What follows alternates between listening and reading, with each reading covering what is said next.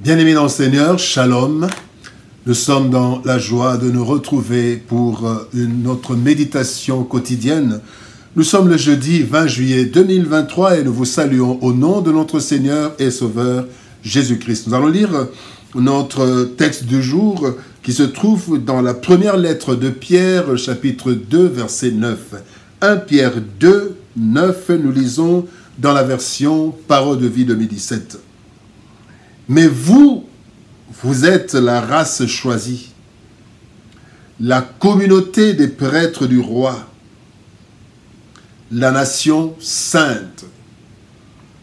Vous êtes le peuple que Dieu a choisi pour annoncer les grandes choses qu'il a faites. Il vous a appelé à sortir de la nuit pour vous conduire vers sa lumière magnifique. Mais nous, tel est le thème de notre méditation de ce jeudi 20 juillet 2023. Bien-aimés dans le Seigneur, nous vivons dans ce monde, mais nous ne sommes pas de ce monde, a déclaré le Christ dans Jean chapitre 17, verset 16, quand il dit « Ils ne sont pas du monde comme moi, je ne suis pas du monde ». Cependant, plusieurs chrétiens ne comprennent pas cette vérité.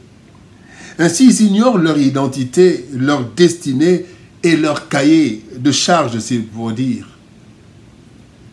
Le texte de ce jour nous révèle l'identité chrétienne, à l'opposé de celle du reste de l'humanité. Notre identité détermine aussi notre rôle dans la société dans laquelle nous vivons.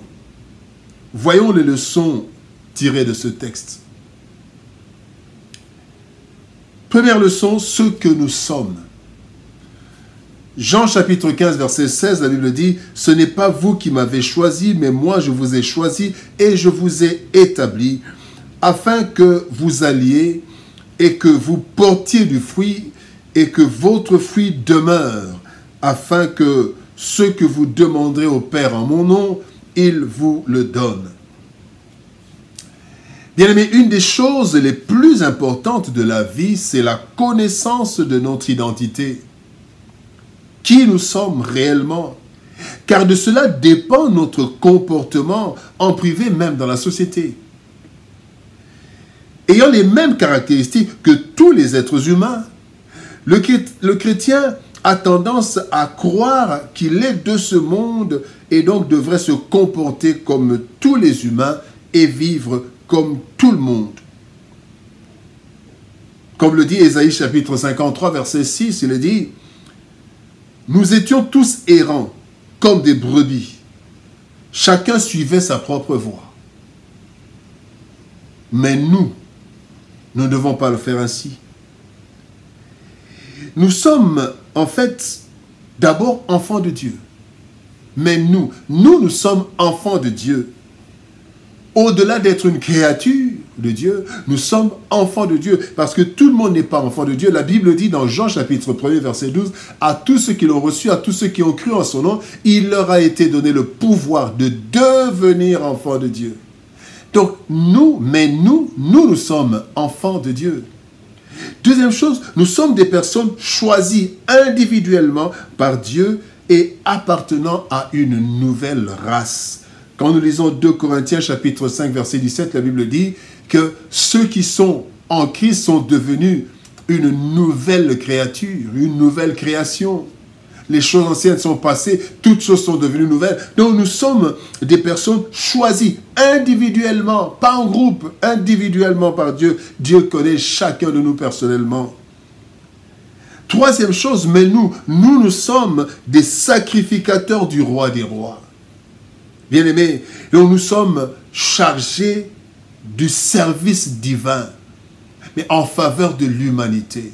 Nous sommes chargés de rendre, c'est nous qui devons offrir les sacrifices, louer, adorer le Seigneur. Nous avons été choisis pour cela. Quatrième chose, nous sommes le peuple de Dieu. Le peuple de Dieu. Dans le psaume 100, verset 3, la Bible dit que nous sommes le troupeau de son pâturage. Nous lui appartenons. Nous appartenons à Dieu. Nous sommes des propriétés privées de Dieu.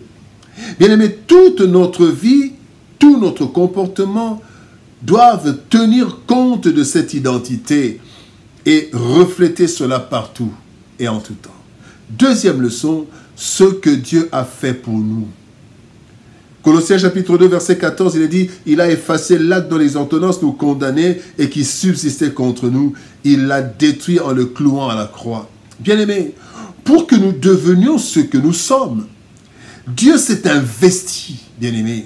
Il s'est investi lui-même, acceptant de prendre la condition humaine afin d'accomplir ce grand travail dont nous ne sommes pas conscients parfois au regard de nos égarements, de nos murmures, de notre paresse, etc. Christ nous a fait sortir des ténèbres pour nous amener à la lumière et faire de nous la lumière du monde. Christ, bien-aimé, il a annulé la condamnation qui pesait sur nous et contre nous. Christ nous a transformés. Et Christ est venu demeurer en nous par le Saint-Esprit. Nous sommes le temple du Saint-Esprit, bien-aimé. Tout ce que Christ a fait pour le monde, il nous a délégués pour le concrétiser dans la vie des autres qui sont encore restés du monde, afin que eux aussi traversent la frontière des ténèbres à la lumière. Voilà ce que Christ a fait pour nous. Troisième leçon, bien-aimés, ce à quoi nous sommes destinés.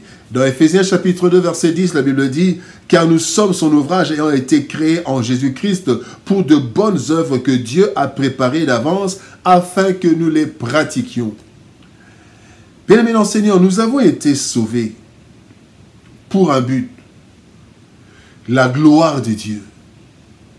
Et cela, nous devons le faire à travers une série d'actes. Faisons de nous des témoins de notre maison jusqu'aux extrémités de la terre. Nous sommes témoins partout. Voici ce que nous devons faire. 3 choses principalement. D'abord, nous devons annoncer les grandes choses, comme le dit le texte. Nous avons été appelés pour annoncer les grandes choses que Dieu a faites en faveur de l'humanité. Matthieu 24, 14 dit, cette bonne nouvelle du royaume sera prêchée dans le monde entier. Deuxième chose que nous devons faire, nous devons démontrer nos déclarations au monde par notre vie. Dans 1 Pierre chapitre 2, verset 12, la Bible dit, « Ayez au milieu des païens une bonne conduite afin que là même où ils vous calomnient, comme si vous étiez des malfaiteurs, ils remarquent vos bonnes œuvres et glorifient Dieu au jour où il les visitera. » Nous devons manifester. Troisième chose, nous devons accomplir au nom de Dieu toutes les bonnes œuvres qu'il veut accomplir en faveur de l'humanité. Dans Luc 10, 1, la Bible dit, « Il les envoya dans toutes les villes et dans les lieux où lui-même devait aller. » Bien-aimés, nous sommes des sacrificateurs du roi. Nous devons faire ce que Dieu veut faire dans la vie des hommes.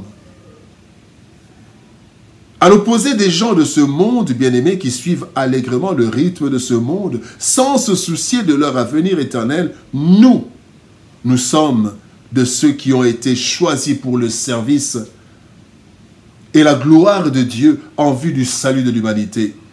Nous devons en être conscients car nous vivons dans ce monde, mais nous ne sommes pas de ce monde. Nous y vivons pour sauver l'humanité à travers le message puissant de l'Évangile, ainsi qu'à travers notre comportement dans la société. Prions. Éternel Père de gloire, Dieu Tout-Puissant, quelle grâce, quel privilège. Toi qui as fait de nous une race choisie, une communauté des prêtres, de tes prêtres.